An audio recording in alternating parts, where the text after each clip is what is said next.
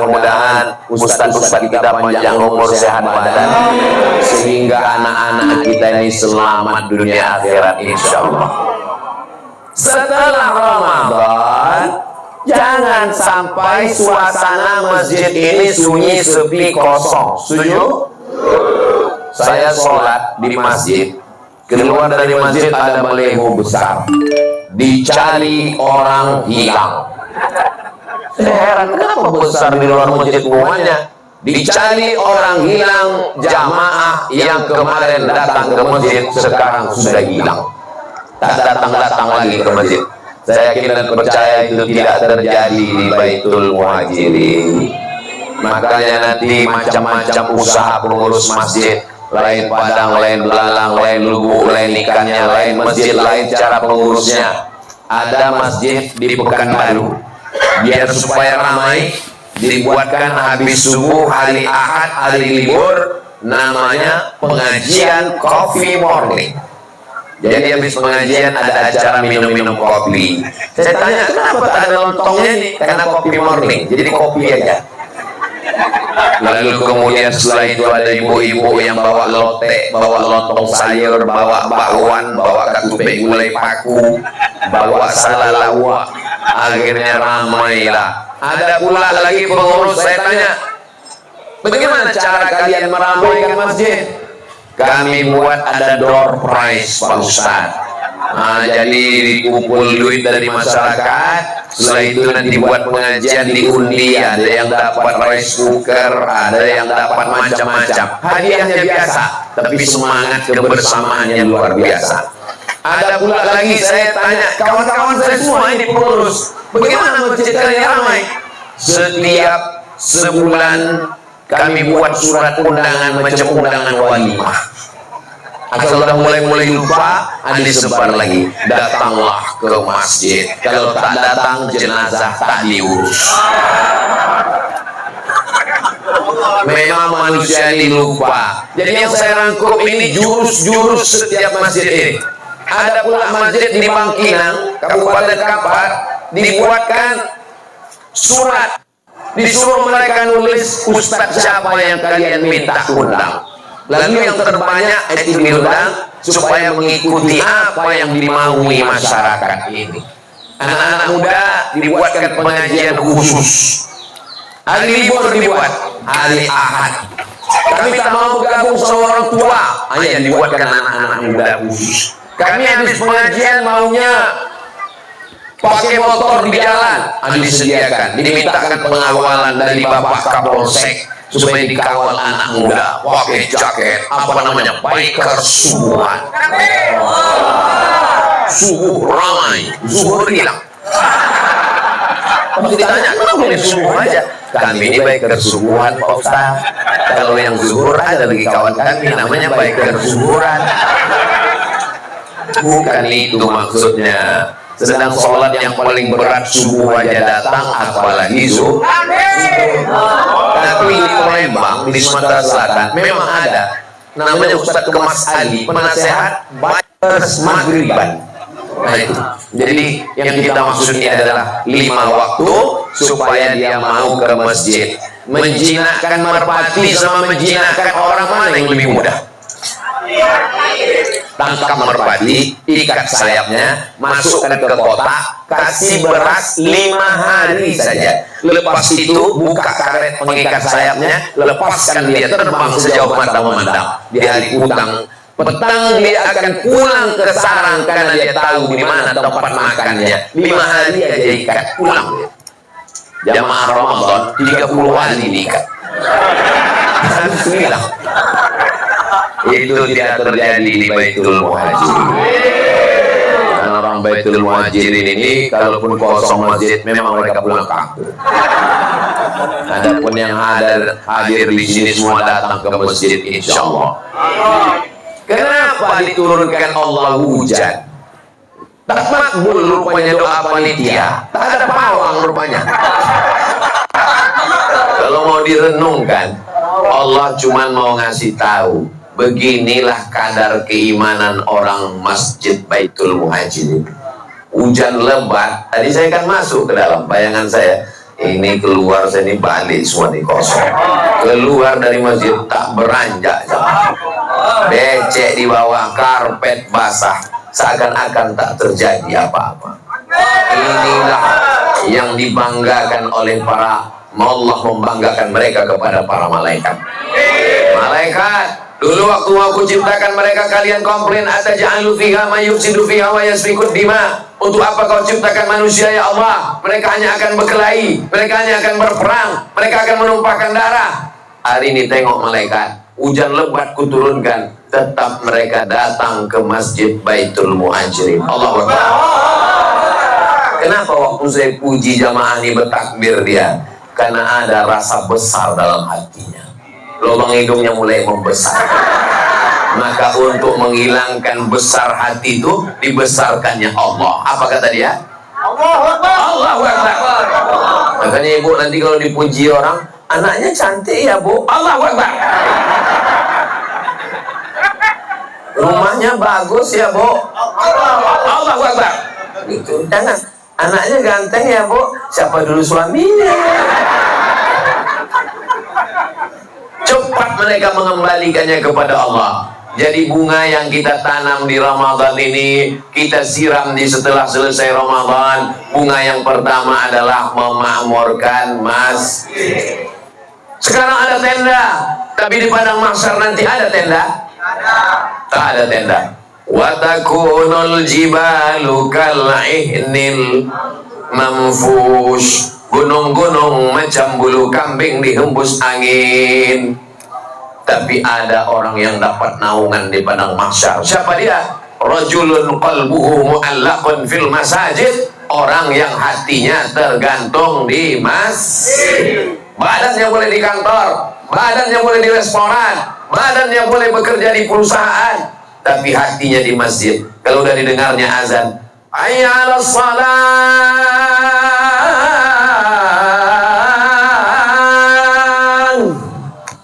tak sabar dia ingin datang ke masjid. Dikirimkan orang saya video, polisi razia tengah jalan, karena tak bisa meninggalkan tugas, dibentangnya saja di pinggir jalan sholat ya.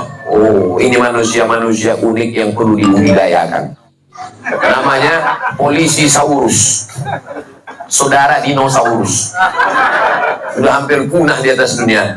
Maka bapak-bapak tentara yang soleh, polisi-polisi yang soleh, PSS, PNS, ASN yang soleh, ini yang akan kita cetak generasi-generasi di masa akan datang ini, insya Allah. Adapun orang tua yang jahat, yang pemabuk, yang sakau, tak usah kita pedulikan, karena mereka pun tak lama lagi akan mati. Tapi yang dimuliakan Allah, ini yang pertama, bisa diingat. Kalaupun tak bisa diingat yang 5 poin ini, tak usah risau gara-gara ini. Jangan pula stres, jadi tanya Ustaz. Tidak, saya tak ada menyoal-nyoal. Jangankan Bapak Ibu, saya pun kadang tak ingat. Insya Allah ini bisa diputar rekaman ceramah ini, diulang nanti. Itu direkam diantaranya channel Ustadz Abdul Somad Official. Subscribe, like, share, and comment. Itu dia. Siap? Subscribe. Yang kedua, apa yang sedang dibangun, ditanam, disemai di bulan Ramadan ini adalah menuntut ilmu. Makanya habis subuh jangan keluar masjid, karena ada pengajian subuh. Kultum zuhur jangan sampai kosong. Dari azan ke iqamat, habis sholat sunat qabliyah, buat kultum agak 7 menit. Kultum, kuliah 7 menit. Panjanglah sedikit Pak Ustadz, kulibas, kuliah 15 menit. Panjang sedikit Pak Ustadz, 600 ml, buat 1 jam. Tapi kalau zuhur kepanjangan, kultum ajalah. Lalu kemudian nanti menjelang berbuka, jangan sampai menjelang berbuka habis waktu ke sana kemari, ke sana kemari. Pas tanya, Bapak udah 3 kali lewat, ku tengok. Apa yang Bapak cari? Nunggu azan maghrib Pak Ustadz. Duduklah mendengarkan kultum. Lalu kemudian dari isya ke tarawih, itu pasti di setiap masjid. Malam ini menjelang sholat tarawih, mari kita dengarkan pengajian dari isya ke tarawih. Masjid kita ada? Dan 10 terakhir malam Ramadan itu adakan iktikaf di masjid-masjid. Siap? Ya. Jangan ada dusta di antara kita.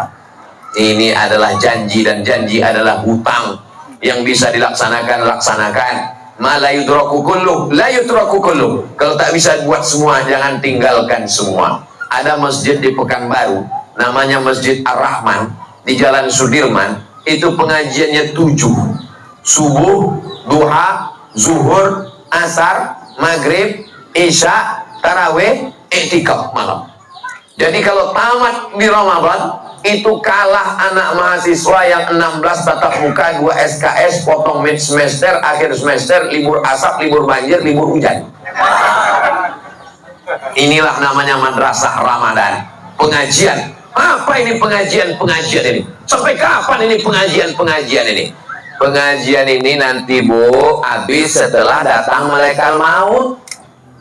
Selama pensiun setan belum berhenti menggoda, kita tetap ngaji. Saya nggak mau pengajian umum, kami mau baca kitab.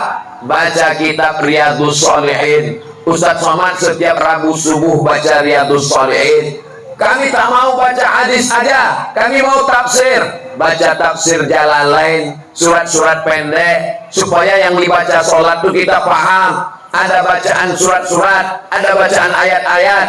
At-tahiyatul mubarakatuh, sholawatun thayyibatu lillah. Sehingga apa yang dibaca dalam sholat itu paham kita, menambah keimanan, menambah kekhusyuan. Ini yang dua ditanam adalah semangat menuntut.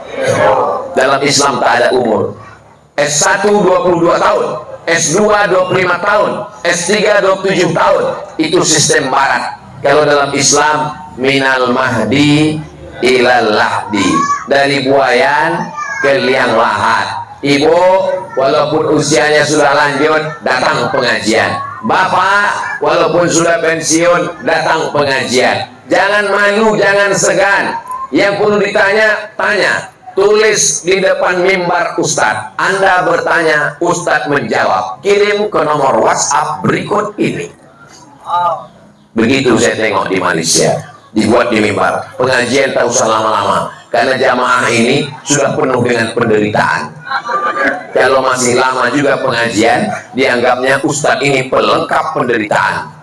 Sudahlah kami menderita di kantor, menderita di jalan razia, di rumah lagi menderita menghadapi bini merepet, di masjid lagi Ustadz tak selesai-selesai. Makanya kalau saya pengajian setengah jam, 45 menit, paling lama 1 jam, 600 ml. Habis itu Anda bertanya, Ustadz menjawab. Yang bisa saya jawab, yang tak bisa saya jawab, saya bawa pulang ke rumah, direkam, diupload, ditonton. Bapak Ibu yang dimuliakan Allah Subhanahu wa Ta'ala, setuju apa yang saya katakan ini? Alhamdulillah. Yang tak setuju, saya teruskan juga tausiah. Tak peduli saya cakap orang. Kalau saya sibuk memikirkan cakap orang, mati tegak saya. Yang ketiga, apa yang perlu kita jaga selama Ramadan, yang perlu kita bawa keluar Ramadan, yaitu semangat berbagi, bersedekah. Makanya anak-anak muda buat namanya acaranya sahur on the road. Sahur di jalan. Anak-anak muda menyetop orang yang musafir, perjalanan panjang, duit tak ada, bagi nasi. Oh, makan sahur Pak, makan sahur, makan sahur. Ini anak-anak muda ini mesti dibuat kegiatan. Malam iktikaf di masjid, mengumpulkan nasi bungkus dari ibu-ibu. Nanti kalau anak muda buat acara sahur on the road, ibu siap pagi? Ya. Dari bunyinya tak siap. Paham saya. Ibu ini kan bagian dapur. Itu tergantung APBD dan APBN dari Bapak. Kalau Bapak udah ngasih kode, siap mereka ini. Siap Pak? Ya. Bapak nih pun semangat karena bininya tuh. Juga. Jadi ada kerjasama yang baik antara mereka. Inilah yang kita inginkan. Buka bersama, buat acara buka bersama, buat tendanya, buka bersama. Kami di Pekanbaru bersama Yayasan Nurul Azhar Ramadan ini Ramadan yang ketiga, membagi 1000 paket buka bersama gratis. Allahu Akbar. Kenapa tiba-tiba Ustadz buat 3 tahun ini buka bersama 1000 orang gratis tiap hari? Kenapa? Karena kami dulu di Mesir Al-Azhar buka bersama gratis. Maka kami ingin membawa semangat itu ke Indonesia. Kami tidak ada minta ke pintu-pintu rumah, hanya buka transfer rekening. Ada yang mengirim alhamdulillah, tak ada yang mengirim innalillah. Tapi alhamdulillah, setahun lalu jalan, tahun sebelumnya jalan, tahun ini saya tanya Ustadz Al-Mabdinar LC, bagaimana tahun ini Pak Ustadz? Terus kita laksanakan. Sedang COVID aja orang kesulitan ekonomi jalan, apalagi tidak COVID jalan. Lalu yang makan siapa? Yang makan musafir, fakir miskin, duafa, anak yatim, janda-janda tua. Yang udah dapat juga. Bapak Ibu yang dimuliakan Allah Subhanahu wa taala. Kalau lapar menyentuh lambung, tinggi nasi membumbung. Tapi kalau lapar sudah menyentuh hati, ringan tangan berbagi. Itu buktinya. Nanti kalau mau menengok, lapar nih udah menyentuh lambung atau ke hati, tengok pas buka puasa. Betul kata Ustadz Somad kemarin Pak, ku tengok nasi kau ini membumbung. Wah, inilah lapar menyentuh lambung. Tapi kalau lapar udah menyentuh hati, ringan tangan berbagi. Bapak kalau beli kolak di jalan, beli 5 bungkus. Kita di rumah cuma bertiga, bapak, ibu, anak. Kenapa 2 lagi? Ada anak yatim di belakang. Pergi antarkan Bu. Yang membeli bapak, yang mengantarkan ibunya. Bapak ngantar. Bapak ngantar nanti perang dunia ketiga. Apalagi bulan-bulan puasa ini, sore-sore mata ibu itu lebih tajam dari sembilu. Ya ambilnya terong, pergi sana kusum beli kok nanti katanya. Nah ini perlu dijaga, jangan sampai terjadi hal tak diinginkan. Yang salah Ustadz Somad juga. Nah ini gara-gara mengamalkan Ustadz Somad, Ustadz kau itulah kata dia. Bapak Ibu yang dimuliakan Allah Subhanahu wa taala, orang Mesir itu tak kaya macam orang Saudi Arabia, orang Makkah, Madinah. Mesir itu biasa macam kita, tapi semangat bersedekahnya luar biasa. Kami di Mesir belajar dari mulai TK, SD, SMP, SMA di Al-Azhar, S1, S2, S3 gratis. Mudah-mudahan orang Indonesia ini bisa dermawan macam orang Mesir gratis. Buka bersama tiap sore, tenda-tenda ini udah siap semua di samping masjid, di dekat stasiun kereta api, di airport, di dekat rumah-rumah. Asal ada tanah lapang, mereka bangun tenda, buka bersama. Rupanya belum saya ceramahkan, di Batam pun sudah dibangun mereka tenda-tenda. Entah dibuka lagi, saya tak tahu. Oh, rupanya tenda mau jualan buka puasa. Tak apa-apa, silakan jualan, tapi sebagiannya dibagikan. Jual 50 bungkus, 2 bungkus bagi, dapat barokahnya insya Allah. Amin. Sanggup kasih kurma, kasih kurma. Sanggup kasih susu, kasih. Sanggup kasih apapun yang bisa dikasih berbuka orang. Lapang dahaga lehernya, berdoa dia kepada Allah. Ya Allah yang mengasihi sedekah ini, panjanglah umurnya ya Allah. Saya dulu pernah Ramadan di Sungai Jeluk, di Selangor. Setiap maghrib berbuka. Saya 2 semester di UKM, University Kebangsaan Malaysia, sebelum ke Maroko. Setiap maghrib orang Malaysia berbagi bubur 30 hari, namanya bubur lambuk. Asal azan maghrib berbuka, makan bubur, habis sholat tarawih makan berat. Begitu juga di Maroko. Maroko bubur juga, namanya bubur harira. 2 drum. Pulang saya dari kampus tengok, ini drum apa ini? Buka tengok isinya bubur harira panas. Rasanya Pak Ustadz sulit diungkapkan dengan kata-kata. Di Medan, depan Istana Maimun, di Masjid Raya Al-Masun, bubur pedas 30 hari.